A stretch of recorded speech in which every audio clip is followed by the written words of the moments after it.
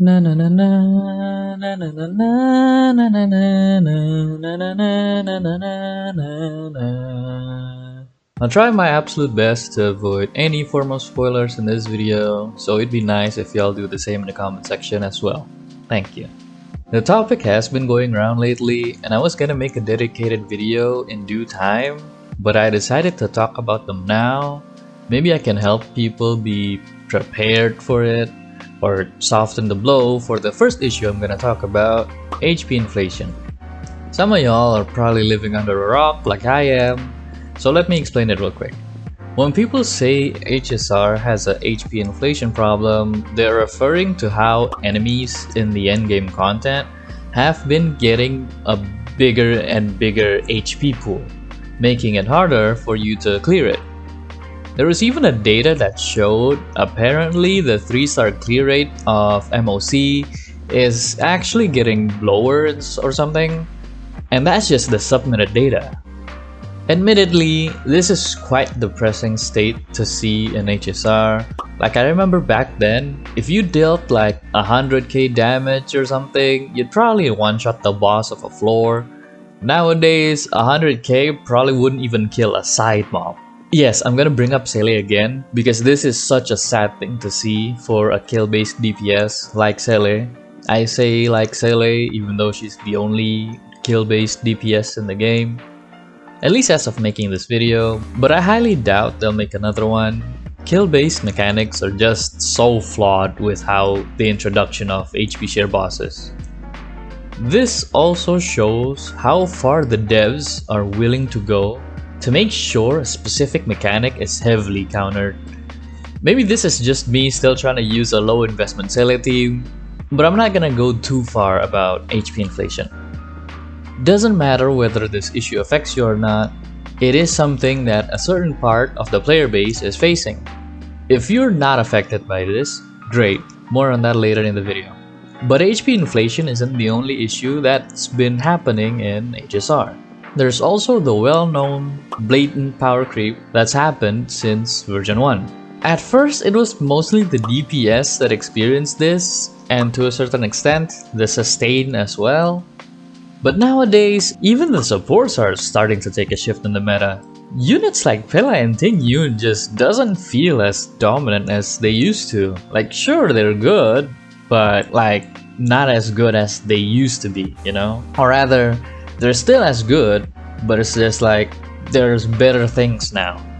Newer characters not only have higher multiplier than the older ones, but sometimes they can also dish out these higher multipliers more frequently than the older ones as well. Most commonly used example, and arguably a very depressing one when I looked into it deeper, Sele versus Fei Xiao.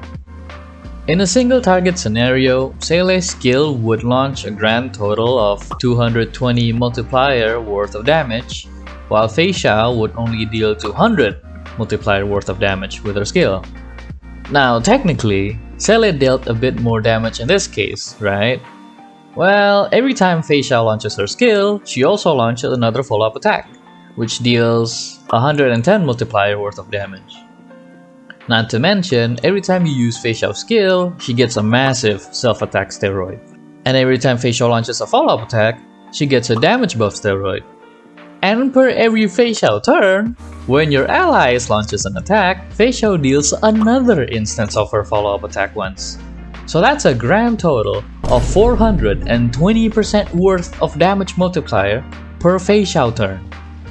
The only way for Sele to even attempt to match this is if by some divine miracle, she can land a killing blow with her skill, activate Resurgence, and launch another skill. Then she can deal a grand total of 440% worth of damage multiplier. But this requires you to have targets for Sele to kill, for her to specifically land the killing blow, and for the enemies to not have a mechanic that prevent her from activating Resurgence on a kill. Example, HP sharing. And it probably wouldn't even deal as much damage due to her research buff only being active for the second skill. Meanwhile, Fei Xiao gets an attack buff since the first skill and a damage buff during her first follow-up, which both of these buffs last basically permanently, and she doesn't even have the killing blow requirement. Not to mention, considering both of these DPS would really benefit from running Robin, not only Fei Xiao can trigger more of Robin's ult procs during this window, she doesn't care if Robin accidentally steals her kills anyway. Whereas Seele doesn't get to proc her resurgence if the killing blow was dealt by Robin's ult proc. And the funny part is, that was just comparing Seele's skill, which is arguably a large chunk of her overall damage, to Fei Xiao's skill, which is a lesser chunk of her overall damage. And if we consider E2 Fei Xiao, that's even less part of her damage. If you include their ultimates in the mix, then Fei Xiao gets an even bigger advantage. Not only that Fei Xiao ult has a significantly higher multiplier, but you can use it a lot more often too.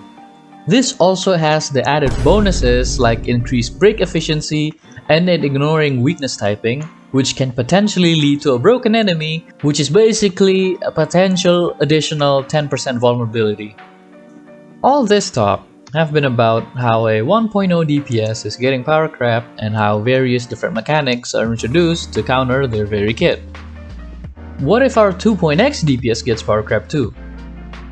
What if the HP inflation gets so ridiculous that even an E2 Fei Xiao can keep up with it? What if they start introducing enemies that permanently lock their toughness bars? What if they make it so that every time you launch an attack, the enemies hit you back even harder? What if they start to deal damage through shields?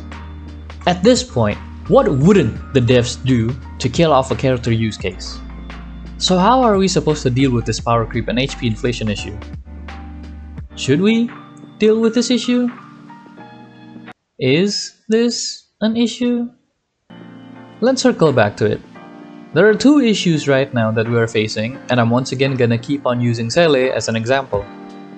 The HP inflation makes it hard for her kit to keep up, and the power creep makes her completely obsolete when it comes to getting a 3-star clear in the endgame content. Even more so challenge runs like Zero Cycling or low AV Apocalyptic Shadow clears. For this specific scenario, it's definitely an issue, there's no doubt about it.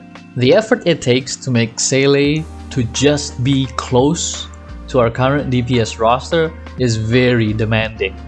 You would need to vertical on her supports and to a certain degree to herself as well. But now the question is, does that have to be the scenario? Does she need to zero cycle? Do you even need to clear the endgame content? I mean, you can just get by with just clearing the easier stages anyway, and for those stages, even Seele is still fine. This was something that I personally had to realize. Maybe some of y'all are already 2 steps ahead of me, but I would like to share this with those who maybe had the same feeling as I did. This feeling of endgame is getting more difficult. Your favorite character isn't as strong anymore because there are better ones out now. At least for me, it mostly came because I was looking at it from a high-end, clear perspective. There are even common phrases being used. Of course the target is to zero cycle. If we're just talking about clearing, then the bar would be really low. Trying to get a sub 2-3 cycle clear with old character nowadays is getting harder. Anything above a 5 cycle clear is just terrible. So I thought to myself, well, why set that bar high then? If the goal is to compare character strength to character strength, then sure, we can set a high bar.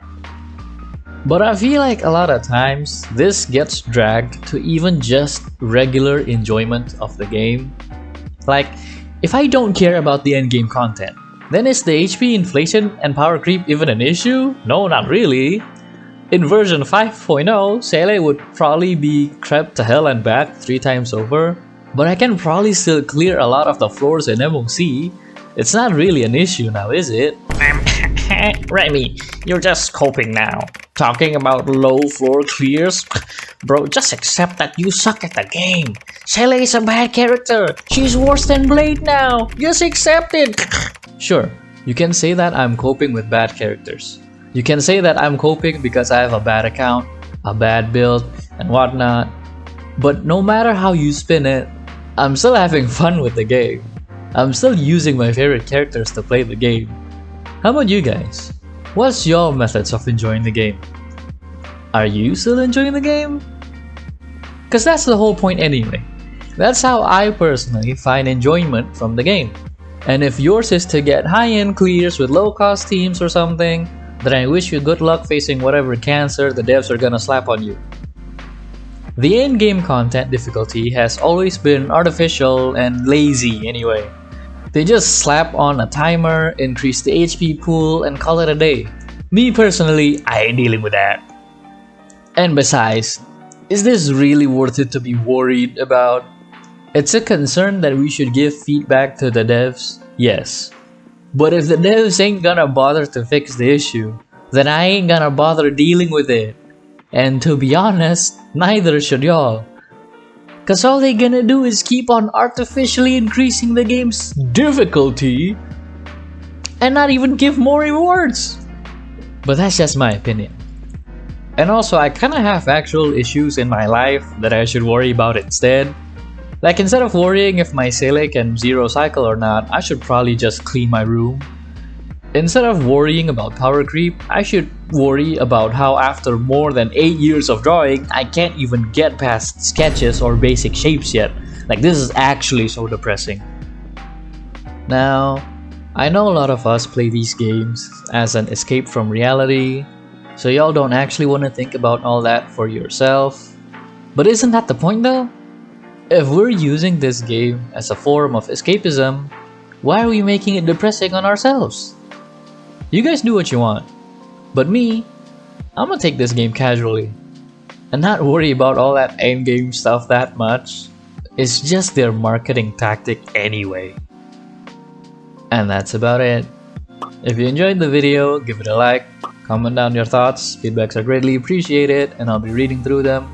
If you want to see more of me, consider hitting the subscribe button, it's free. I'll be doing more of these Zap videos in the future, even for other games. Now take a sip of water and have a good day.